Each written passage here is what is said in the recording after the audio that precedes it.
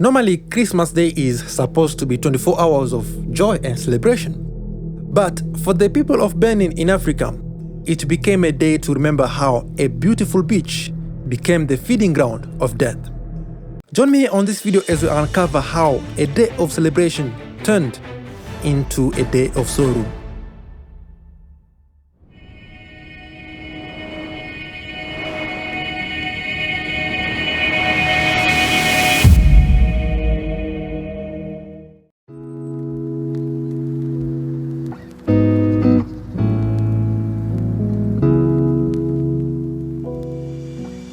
December the 25th, 2003.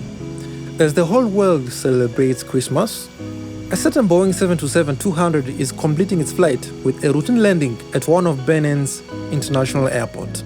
You might think that since this day is a holiday, not a lot of air travel will take place.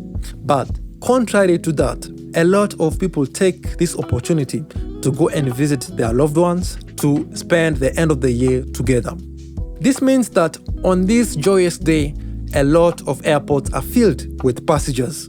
This also means that it is a day for airlines to make a lot of profit.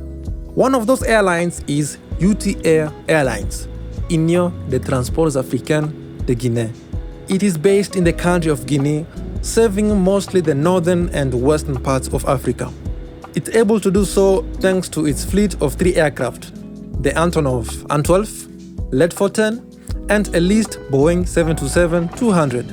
On this festive day, the airline is doing a flight from Conakry in Guinea to Dubai in the United Arab Emirates, with a stop in Cotonou and Beirut, and a few stops in Kufra. This flight has been given the code name of UTA Flight 141. It's being flown by their leased Boeing 727-200. With the code name of 3 X-Ray Golf Delta Oxford, it is 26 years old and it is powered by 3 Pratt & Whitney JT8D9A engines. This specific 727 is able to carry 140 passengers max, with 11 crew members.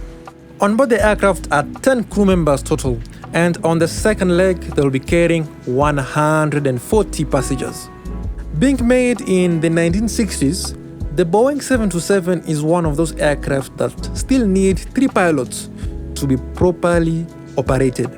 In the cockpit, we have Captain Najib Al-Berouni, 49 years old, co-pilot Ahmad Al-Harizi, 49 years old, and flight engineer Miftah, 45 years old.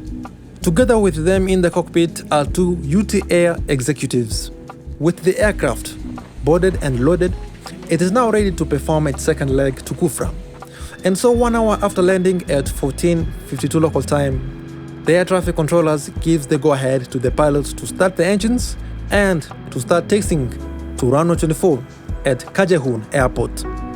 It is the biggest airport in the country and the primary entry point into the country.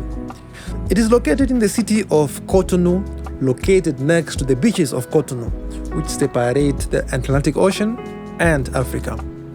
The weather today is not what I would call the best conditions to fly in, but in spite of that, they are still within the normal limits. The only point to watch out will be the temperature, but nonetheless, everything is within normal limits. Alright, with all of that information, let us join the crew. Alright, before takeoff checklist. Before takeoff checklist. Flight instruments. Set for departure. Flight controls. Checked. Hello. Hey. Yes, hello. Captain, Yes, what is it? there are some passengers who won't sit down even when I force them. Ah, do they think this is a bus? Let me go and talk with them and make PA. Alright, go ahead. It seems that some passengers are not sitting down, which is very strange considering that the aircraft is already taxiing to the runway. But nonetheless, with one of the UTA executives making a public announcement, they should hopefully be seated down. Alright, so trim. 6.75. Flaps. 25 set. APU. It's off and doors closed. Aircraft doors. All closed. Airspeed bugs. V1 130. VR 137. V2 160. Takeoff briefing. It's been done. After takeoff, no turn until above V2 in at sea. Before takeoff checklist complete. All right, warn the flight attendant. Flight attendant, please be seated for departure. And so with the checklist done, the aircraft lines up to the runway in preparation to take off. All the packs are now seated. All right, so like I was saying, when the engineer will put full power for you, release the brakes slowly so that you don't frighten the passengers. As briefed after takeoff, maintain a maximum of 3 degrees and gain altitude over the ocean and then turn. Okay. Yes, Captain. All right, UTA 141 ready for takeoff. UTA 141, cleared for takeoff. Winds at 170 at 7 knots. Roger, cleared for takeoff UTA 141. Okay, let me turn on the lights a bit. At 14:58 local time, the air traffic controller gives the aircraft clearance to take off. All right, engine stable, set takeoff power.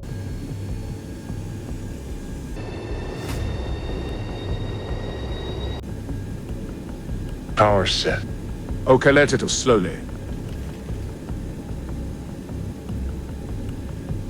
We are rolling.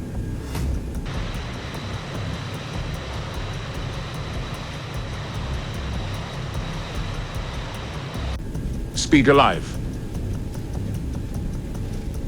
80 knots.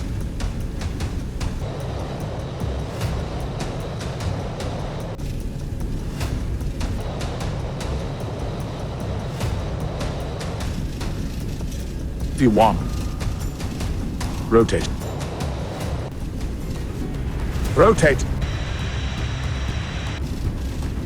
It's not responding. More. Pull it up. Pull it up. Pull it. Shit.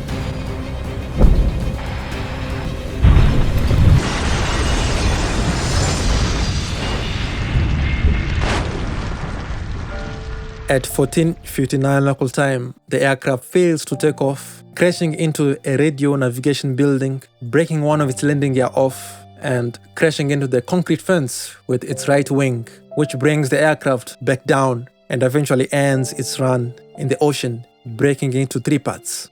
Miraculously, 22 people survived, including almost everyone in the cockpit, but sadly, the co-pilot did not make it.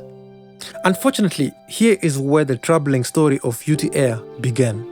You see, when the rescue workers took the total number of dead bodies found on the crash site, plus the total number of survivors of the crash, they discovered that it was over the maximum capacity that the Boeing 727-200 was capable of carrying.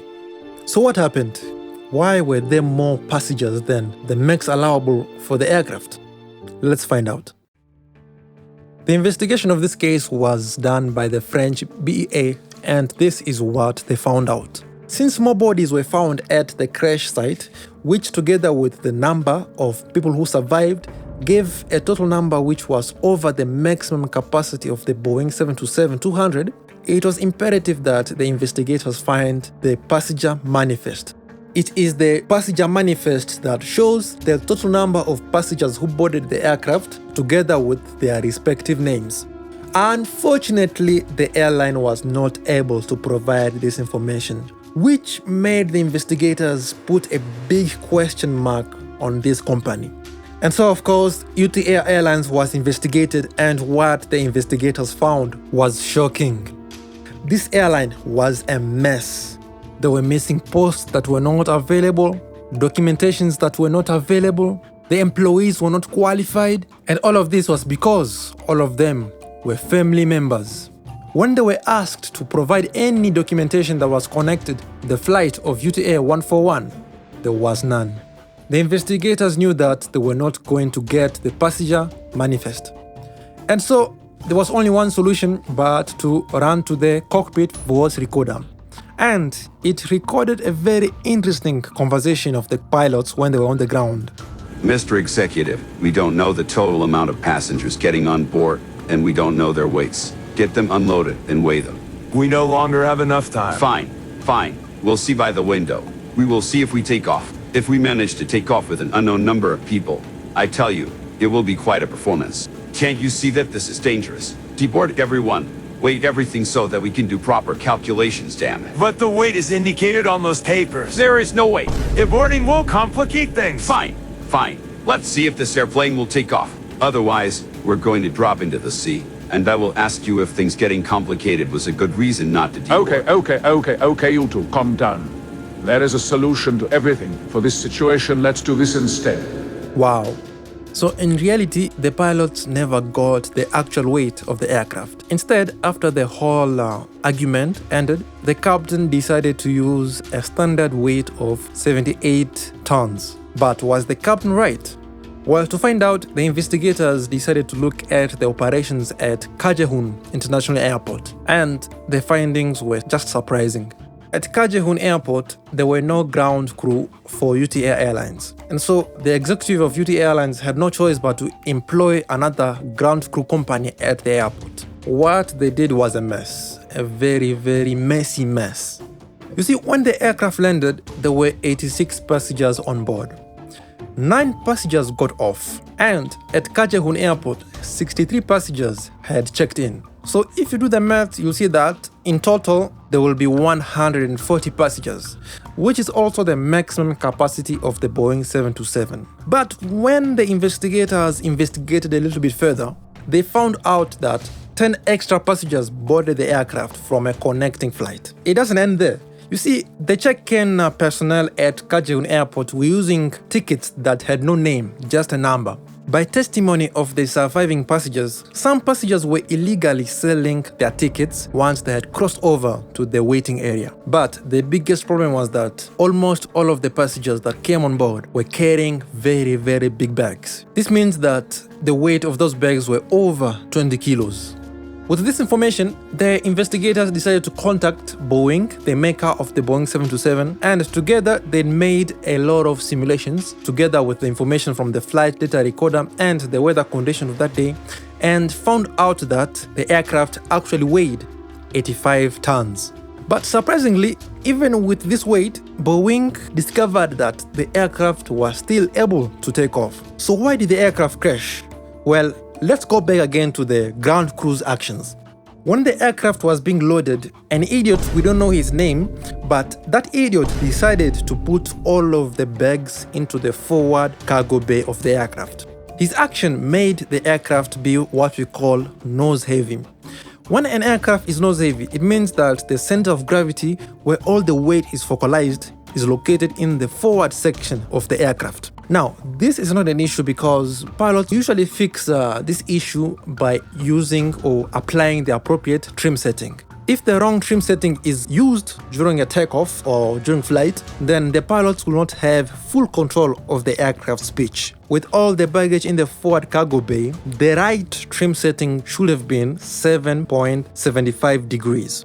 But since the pilots never got the right information, and since they decided to go with a weight of 78 tons, they also decided to go with a standard trim setting of 6.75. So yes, because of 1 degree of difference, the pilots were not able to control the pitch of the aircraft properly.